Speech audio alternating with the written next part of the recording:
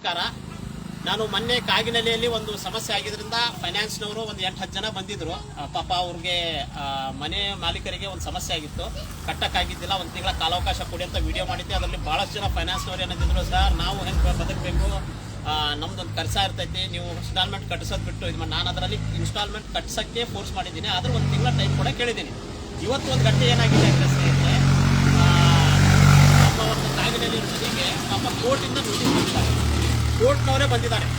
ನೀವು ಯಾವತ್ತೂ ಯಾರು ಬರ್ತಿರಲ್ಲ, ಫೈನಾನ್ಸ್ನವ್ರು ಬಂದರೆ ಅವ್ರ ID ನೋಡ್ರಿ, ಕೋರ್ಟ್ನವ್ರು ಬಂದರೆ ಅವರು ID ಕೇಳ್ರಿ, ಅವ್ರ ಕೈ ID ಕೊಡ್ತಾರೆ.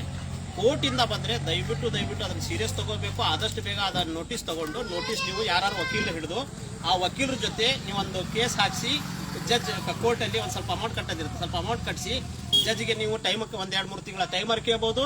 ಇಲ್ಲ ಅಂದರೆ ಫೈನಾನ್ಸ್ ಅವ್ರ ಜೊತೆ ಕರೆದು ಆ 3 ತಿಂಗಳ ಟೈಮ್ ಒಳಗೆ ಅವ್ರ ಕರೆದು ಸೆಟಲ್ಮೆಂಟ್ ಮಾಡ್ಕೋಬಹುದು. ಅದನ್ನು ಬಿಟ್ಟು ನೀವು ಫೈನಾನ್ಸ್ನವ್ರು ಬಂದಾರಂತ ತಿಳ್ಕೊಂಡು ಅವ್ರಿಗೆ ನಮ್ಗೆ ಗೊತ್ತಿಲ್ಲ, ಅವ್ರು ಲೋನ್ ತೊಗೊಂಡು ನೋಡಿ ಹೋಗ್ಯಾನಂದ್ರೆ ಇವತ್ತು ವಾರಂಟ್ ಬಂದವ್ರಿ. ಈಗ ಸಾಮಾನು ಜಪ್ತಿ ಮಾಡೋಕೆ ಕೋರ್ಟಿಂದ ಆದೇಶ ಆಗಿದೆ ಜೇಬೇಲ್ ಅಂತ. ಅದಕ್ಕೆ ನನ್ನೆಲ್ಲ ರೈತರಿಗೆ ಆಯಿತು, ಕೂಲಿ ಕಾರ್ಮಿಕ ಆಯಿತು, ಯಾರು ನೀವು ಸಾಲ ತೊಗೊಂಡಿರ್ತೀರಲ್ಲ, ಕೋರ್ಟ್ ನೋಟಿಸಸ್ ಬರ್ತಾವ್ರಿ, ಮತ್ತೆ ನೋಟಿಸ್ ಬಂದಾಗ ನೀವು ಇಲ್ಲ ನಾವು ನೋಟಿಸ್ ತಗೊಳ್ಳಿಲ್ಲ ಅಂದರೆ ಅದು ನಾವ್ರಿ 3 ನೋಟಿಸ್ ಕಳಿಸ್ತಾರೆ ಅವರು. ಒಂದು ನೋಟಿಸ್ ಮತ್ತೊಂದು 15 ದಿವಸ, 1 ತಿಂಗಳ ಬಿಟ್ಟು ಮತ್ತೊಂದು ನೋಟಿಸ್ ಕಳಿಸ್ತಾರೆ. 3 ನೋಟಿಸ್ ಕಳಿಸಿ ನೀವು ತಗೊಳ್ಳಿರಿ ಬಿಟ್ಟಾರ ಬಿಡ್ರಿ, ಅವ್ರು ಕೋರ್ಟಿಗೆ ಕೇಸ್ ಹಾಕ್ತಾರೆ. ಕೇಸ್ ಹಾಕಿದ್ರೆ ಸ್ಟೇಟ್ ಫಾರ್ವರ್ಡ್ ವಾರಂಟ್ ಆಕೈತಿ, ನಿಮ್ಮ ಮನಿ ಜಪ್ತಿ ಆಕೈತಿ.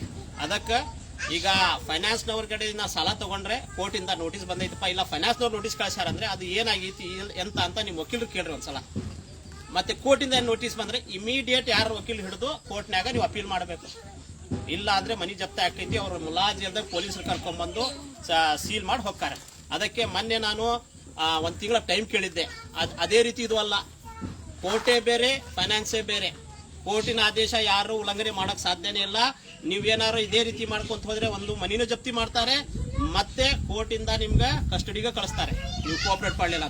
ಅದಕ್ಕೆ ದಯವಿಟ್ಟು ಟೈಮ್ ಕಾಲಾವಕಾಶ ಯಾವಾಗಿರ್ತೈತಿ ಅವಾಗೇ ನೀವು ದಯವಿಟ್ಟು ಏನು ಮಾಡಿ ಇಮಿಡಿಯೇಟ್ ಕೋರ್ಟ್ ಹೋಗಿ ವಕೀಲ್ ಹಿಡ್ಕೊಂಡು ಒಂದು ಅಪೀಲ್ ಮಾಡಿ, ಆಯ್ತಾ ಅಂತ ಹೇಳಿ ನಾನು ಮಾತನ್ನು ಮುಗಿಸ್ತೀನಿ. ಜೈ ಹಿಂದ್, ಜೈ ಕರ್ನಾಟಕ.